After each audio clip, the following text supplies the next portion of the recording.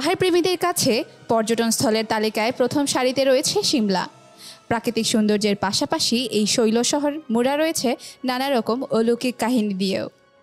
স্থানীয়দের দাবি, হিমাচল প্রদেশের সিমলার হাসপাতালগুলোর মধ্যে প্রথম সারিতে রয়েছে ইন্দিরা গান্ধী মেডিকেল কলেজ বা ভুতুড়ে হাসপাতাল নামেও। সেখানে নাকি আত্মাদের উপস্থিতি অনুভব করা যায়। এমনকি হাসপাতালের লাগোয়া রাস্তাতেও ঘুরে বেড়ায় নববধূর প্রেতাত্মা। হাসপাতালের চিকিৎসক থেকে শুরু করে কর্মীদের অধিকাংশের দাবি, হাসপাতালের ভেতর মাঝে মাঝে তারা এমন অভিজ্ঞতার সম্মুখীন হয়েছেন যার ব্যাখ্যা করা সহজ নয়। হাসপাতাল কর্মীদের অধিকাংশের দাবি যে রোগীর চিকিৎসার পরেও প্রাণে মারা যান। তাদের আত্মা ঘোরাফেরা করে হাসপাতাল চত্বরে। হাসপাতালের বারান্দা, লিফট, এমনকি সিঁড়ি দিয়ে যাতায়াতের সময় এক অদ্ভুত অনুভূতি হয় কর্মীদের। সন্ধ্যা গড়াতেই যখন আরও অন্ধকার নেমে আসে, তখন হাসপাতালের বারান্দা, সিঁড়ি অথবা লিফট দিয়ে কর্মীদের যাতায়াত করলে তাদের শরীর হঠাৎ ভারী হয়ে আসে। পাশাপাশি সেখানকার তাপমাত্রাও কমে যায়।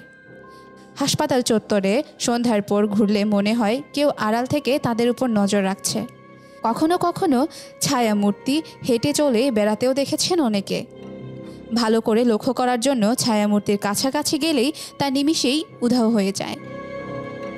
শুধু হাসপাতাল চত্বরেই নয়, প্রেতাত্মাদের দেখা মেলে হাসপাতালের সামনের রাস্তাতেও। হাসপাতাল থাকার কারণে পাশাপাশি স্থানীয় এবং পর্যটকদের কারণে সেই রাস্তাটি সবসময় ব্যস্ত থাকে, কিন্তু অন্ধকার নেমে আসলে সেই রাস্তা হয়ে ওঠে ভুতুড়ে। স্থানীয়দের দাবি, কোনো এক সময় একটি গাড়ি দুর্ঘটনায় প্রাণ কেড়ে নেয় সদ্য বিবাহিত এক তরুণীর। মধ্যরাতে হাসপাতালের সামনের রাস্তা দিয়ে চলাফেরা করতে ভয় পান তারা, কারণ সেই নববধূর প্রেতাত্মা ঘুরে বেড়ায় সেখানে।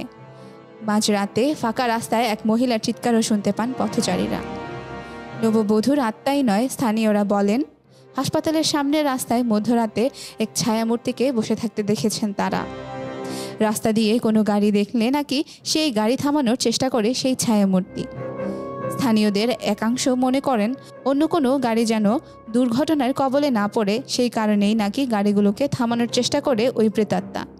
তারা আরও জানান, হাসপাতালের সামনের রাস্তায় বহু বছর আগে গাছের সঙ্গে একটি বাসের ধাক্কা লাগে। দুর্ঘটনায় মারা যান ওই বাসের চালক, যার আত্মাই এখন ঘুরে বেড়ায় রাস্তায়। কোনো গাড়ির চালক ছায়ামূর্তিকে দেখার পর তার গাড়ি থামালেই নাকি রাস্তা থেকে নিমিষের মধ্যে উধাও হয়ে যায় সেই অবয়ব।